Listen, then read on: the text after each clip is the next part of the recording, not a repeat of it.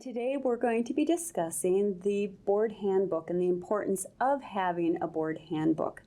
The Board of Directors handbook serves two functions: orientation and onboarding guide for a new board member, and also a working tool for board members with policies and procedures related to the board rules and their responsibilities.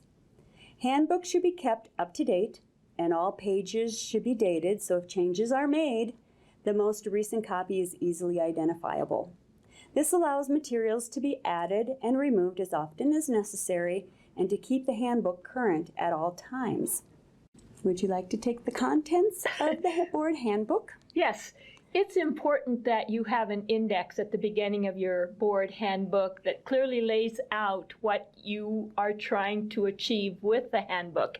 And our contents in the board handbook are a brief history of the organization, copy of the organization's bylaws, a copy of the mission statement, a description of the programs and services offered, a map or description of the service area, a list of assets, vehicles, buildings, bank account locations, but don't include the account numbers, an organizational chart, executive director contact information so they can get hold of the person in charge when they're wanting to. Very important. Copy of agency policy and procedure manual, a board of directors roster with the current information, so we contact can get information. Hold of them when we need them and their assistance. Job descriptions, and you really should have written job descriptions for the officer positions and the board member responsibilities, which may also be, the last one may also be in your bylaws.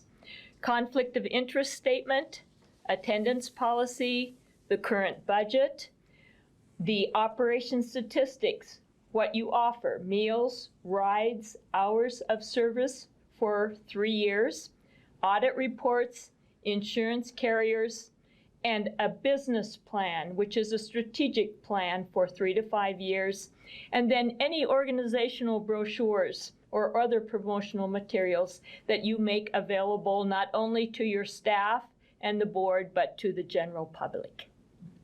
Very good, Donna. And separate from your handbook, you should have your board meeting minutes, your financial reports, as well as any committee reports as well. Words of wisdom for a successful board.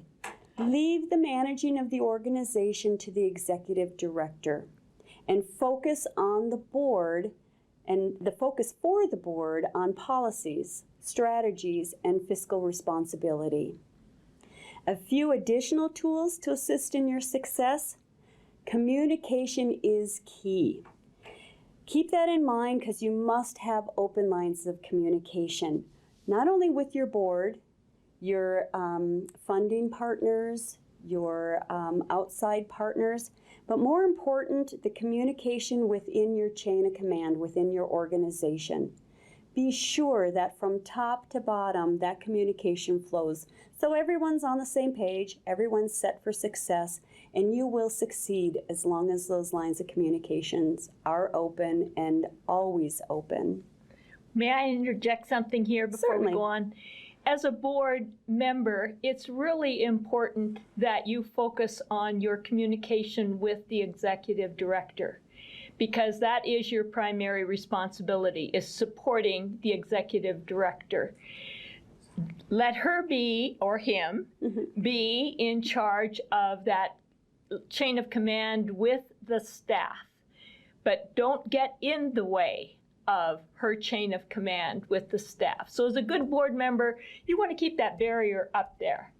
You want to make sure that you're communicating with the executive director, supporting that director, and not undermining her. That's really an important thing as a board member, that you accept that responsibility, that your role is strong communication with your executive director, and then let her be the communicator with her staff. Thank you, Donna. I appreciate that. As an executive director, that is key, especially for my success as well. but how important, again, it is for me to also share those bits of communication from the top all the way to the dishwasher, the bus driver, whomever it relates to. It is important that you share that. Our board is really fortunate in that at every board meeting, we have a complete set of financials for us to review. And our executive director, within that financial report, highlights those things where there may be an anomaly, something you aren't expecting. Many people don't even, when they come on a board, don't really have a good sense of how to read a financial statement.